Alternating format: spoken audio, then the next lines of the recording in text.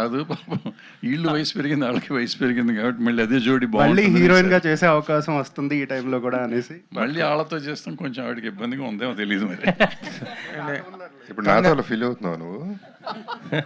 లయ గారు యా చిన్న కోఇన్సిడెన్స్ ఏంటంటే క్యారెక్టర్ ఆర్టిస్టులుగా మారిపోయిన కొంతమంది సీనియర్ హీరోలు మీరు ఈ ఎంట్రీలో మళ్ళీ హీరోలుగా చేస్తున్నారు. లైక్ శివాజీ గారు, ఇప్పుడు జేబీ సార్, అలాగే శ్రీకాంత్ గారు. సో వాళ్ళ పక్కన కూడా మళ్ళీ మీరే హీరోయిన్గా చేస్తున్నారు. సో ఎటొచ్చి ఏంటంటే మీకు బిగ్ బ్రేక్ అవసరం. ఇప్పుడు ఈ వదల అనేది మీకు ఆ బ్రేక్ ఇస్తుందా అని నమ్ముతున్నానండి. అంటే ప్రతి ఫిల్మ్ అలాగే అనుకునే చేస్తాము. సో వస్తుందని అనుకుంటున్నాను. సో రావాలని మీరు కూడా విష్ చేయాలి. జేబీ సార్, అది సినిమాకి బిజినెస్ అవ్వలేదు, థియేటర్లోనే ఇవ్వాలి అనే డేరింగ్ స్టేట్మెంట్ ఇచ్చారు. సో మీరు ప్రమోషన్స్లో తక్కువగా కనిపిస్తూ ఉంటారు, ఎక్కువ కనబడరు. అలాంటి స్టేట్మెంట్ పర్టికులర్గా ఇవ్వడానికి కారణం నిజం, అది నిజం, అంతకంటే ఏం లేదు.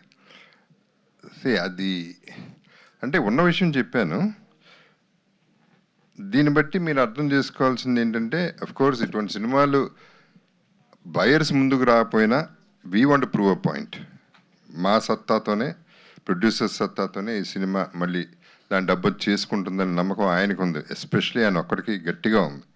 సో అది వస్తుందనే నమ్మకంతో నా ఉద్దేశంలో ఏదైనా నిజం చెప్పేస్తే ఒక పని అయిపోతుంది. ఫస్ట్ ఆ నిజం చెప్పేస్తాం, ఆ తర్వాత మేము అనుకున్నట్టు డబ్బులు కనుక వస్తే it will be a good thing for us. Sir, JB sir ఇక్కడ కాదు, ఒక్క నిమిషం. ఇప్పుడు మీరు అడిగిన ప్రశ్న, ఇప్పుడు మన సినిమా కోసం ఒకటే కాదు, ఈ సినిమా ఒకటే కాదు, ఇవాళ చేసే చిన్న సినిమాలు అన్నిటికీ ఇదే సమస్య ఉంది.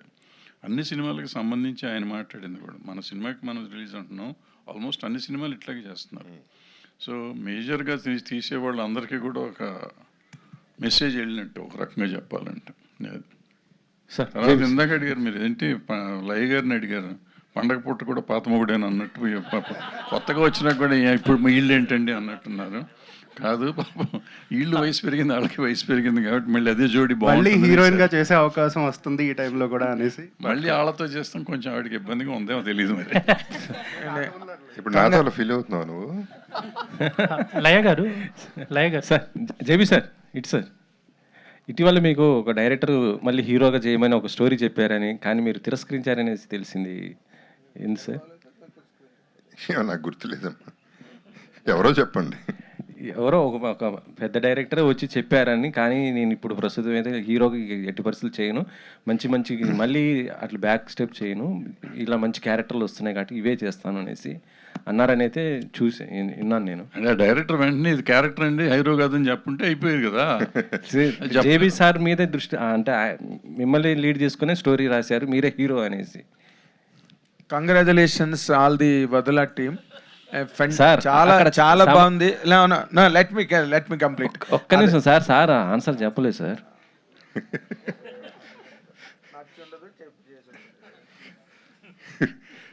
లేదండి, అంటే అది కరెక్ట్, నచ్చలేదు, చేయలేదు, చేయకూడదని ఏం లేదు. సో ఇప్పుడు హీరోగా చేసే ముందు 100 ఆలోచించాలండి, అంత రెస్పాన్సిబిలిటీ తీసుకోగలనా లేదా అనేది ఒకటి ఆలోచించాలి.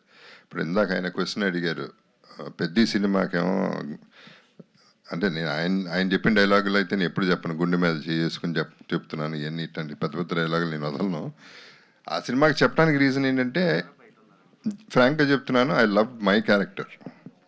నా క్యారెక్టర్ నాకు బాగా నచ్చి, అంటే ప్యాషనెట్ పీపుల్ కాబట్టి క్యారెక్టరైజేషన్ చూసుకుంటాం. అందుకని ఆ సినిమా ఆడాలని ఇంకా గట్టిగా కోరుకున్నాను నిజం చెప్పాలంటే. ఇప్పుడు ఇది నేను డైరెక్ట్గా రెస్పాన్సిబుల్ కాబట్టి I should not talk about this.